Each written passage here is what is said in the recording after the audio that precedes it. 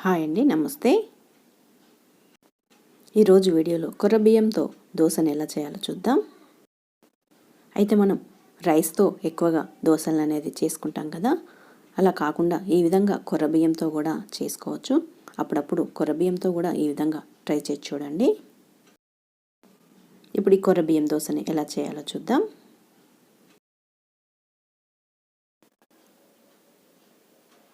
ముందుగా ఒక బౌల్లో ఒక కప్పు కొర్ర బియ్యంని తీసుకోవాలి. ఇందులోనే హాఫ్ స్పూన్ మెంతులను కూడా యాడ్ చేయండి.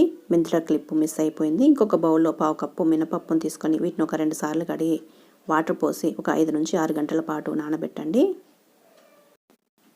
ఇప్పుడు మనం మిక్సీ పట్టుకునే ముందు ఒక అరగంట ముందు ఒక పావు కప్పు అటుకుల్ని తీసుకొని వీటిని ఒక 2 సార్లు కడిగి ఇందులోనే వాటర్ పోసి ఉంచండి.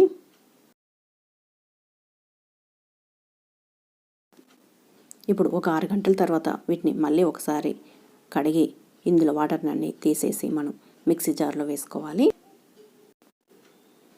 ముందుగా కొన్ని వాటర్ని యాడ్ చేసి మెత్తగా మిక్సీ పట్టుకోండి. ఇప్పుడు మిక్సీ జార్లో కొర్రలు వేసిన తర్వాత ఇందులోనే కొన్ని వాటర్ని యాడ్ చేసి మిక్సీ పట్టుకోండి. మనం దోసల పిండి ఏ విధంగా మెత్తగా మిక్సీ పట్టుకుంటామో అలా మిక్సీ పట్టుకోండి. ఇప్పుడు మిక్సీ పట్టుకున్న తర్వాత దీన్ని ఒక బౌల్లోకి తీసుకోవాలి. ఇప్పుడు ఇదే మిక్సీ జార్లో మినపప్పు అటుకుల్ని కూడా యాడ్ చేయాలి.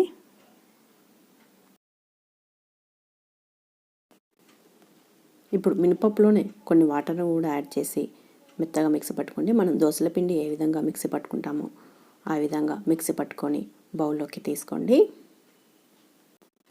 ఇప్పుడు దీంట్లో రుచికి సరిపడినంత సాల్ట్ను వేసి కలుపుకొని దీన్ని ఒక 6 నుంచి 8 గంటల పాటు మూత పెట్టి పక్కకు పెట్టండి.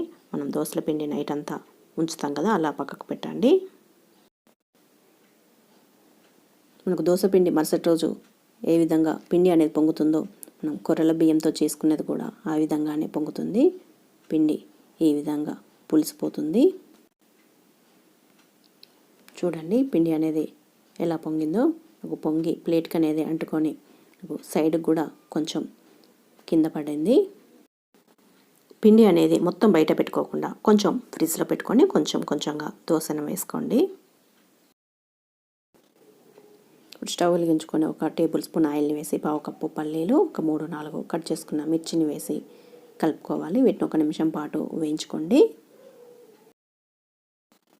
ఇప్పుడు ఈ పల్లీలు 1 నిమిషం పాటు వేగిపోయాక ఇందులో 1 కప్పు పచ్చి కొబ్బరిని కట్ చేసి వెళ్ళి వీటిని 1-2 నిమిషాల పాటు కలుపుకుంటూ వేయించుకోండి. ఆ తర్వాత స్టవ్ ఆఫ్ చేసుకొని వీటిని చల్లార్చుకోండి. ఇప్పుడు ఇవి చల్లారేలోపు ఒక మిక్సీ జార్లో పావు స్పూన్ జీలకర్ర, 5-6 వెల్లుల్లిపాయలు, కొంచెం కొత్తిమీర, మనం ఇంతకుముందు వేయించి పెట్టుకున్న పల్లీలు, పచ్చి కొబ్బరిని వేయాలి. ఇందులోనే రుచికి సరిపడినంత సాల్ట్ను వేసి దీన్ని ఒకసారి మిక్సీ పట్టుకొని ఆ తర్వాత కొన్ని వాటర్ పోసుకుంటూ మెత్తగా మిక్సీ పట్టుకోండి. దీన్ని ఎంత వీలైతే అంత మెత్తగా మిక్సీ పట్టుకోండి. ఇప్పుడు ఈ విధంగా మిక్సీ పట్టుకున్న తర్వాత దీన్ని ఒక బౌల్లోకి తీసుకోండి. ఈ కొబ్బరి పచ్చడిలోకి తాలింపు పెట్టుకోకుండా కూడా చాలా బాగుంటుంది. ఇలాగే తినేయచ్చు, మీరు తాలింపు కూడా పెట్టుకోవచ్చు. ఇప్పుడు తాలింపుకు మనం ఒక స్టవ్ మీద ఒక ప్యాన్ను పెట్టుకొని ఇందులో 2 టేబుల్ స్పూన్ ఆయిల్ని వేసి ఆయిల్ వేడిన తర్వాత మినపప్పు, ఆవాలు, 1 ఎండుమిర్చిని వేసి స్టవ్ ఆఫ్ చేసుకొని ఇప్పుడు మనం ఈ పోపుని మనం కొబ్బరి పచ్చడిలోకి యాడ్ చేయాలి. ఇప్పుడు దీన్ని ఒక్కసారి కలుపుకోండి. ఈ కొబ్బరి పచ్చడి అనేది చాలా బాగుంటుంది. దోశలోకి అయితే చాలా రుచిగా ఉంటుంది. ఎందుకంటే పల్లీలో కొబ్బరి వేసాం కాబట్టి చాలా టేస్టీగా ఉంటుంది. దీన్ని ఒక 2 రోజుల వరకు ఫ్రిడ్జ్లో ఉంచుకోవచ్చు. ఇప్పుడు స్టవ్ మీద ఒక నాన్ స్టిక్ ప్యాన్ పెట్టుకొని దీనిపైన ఆయిల్ని వేసి మనం దోశని ఒక గరిటెతో తీసుకొని దోశని అనేది కొంచెం స్ప్రెడ్ చేయాలి. అయితే మనం రైస్ దోశ కొంచెం ఆయిల్ వేయకుండా కూడా మనకి దోశ అనేది సరిగా వస్తుంది.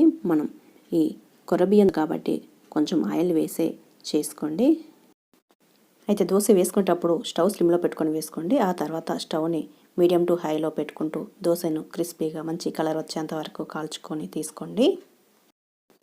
దోశని వేసుకునేటప్పుడు మాత్రం స్టవ్ని స్లిమ్లో పెట్టుకొని వేసుకొని ఆ తర్వాత మీడియం టు హైలో పెట్టుకుంటూ దోశ మంచి కలర్ వచ్చేంత వరకు కాల్చుకోండి.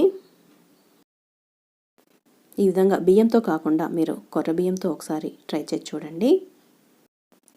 అయితే డయాబెటీస్ ఉన్నవాళ్ళు ఎక్కువగా కొర్ర బియ్యం తింటూ ఉంటారు కదా, అలాంటి వాళ్ళకి ఈ విధంగా దోశలు అనేది చేసుకొని తినేయచ్చు. ఎప్పుడంటే అప్పుడు చేసుకొని తినేయచ్చు.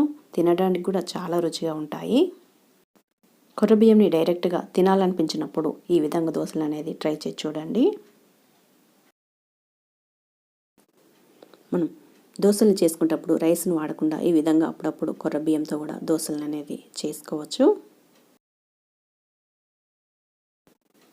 చూసారు కదా, ఎంతో క్రిస్పీగా టేస్టీగా ఉండే కొర్ర బియ్యం దోశ రెడీ అయిపోయింది. మీరు కూడా తప్పకుండా ట్రై చేసి చూడండి. ఓకే ఫ్రెండ్స్, మీకు ఈ వీడియో కనుక నచ్చినట్లయితే లైక్ చేయండి. ఇలాంటి మరిన్ని వీడియోల కోసం మన ఛానల్ సబ్స్క్రైబ్ చేయండి.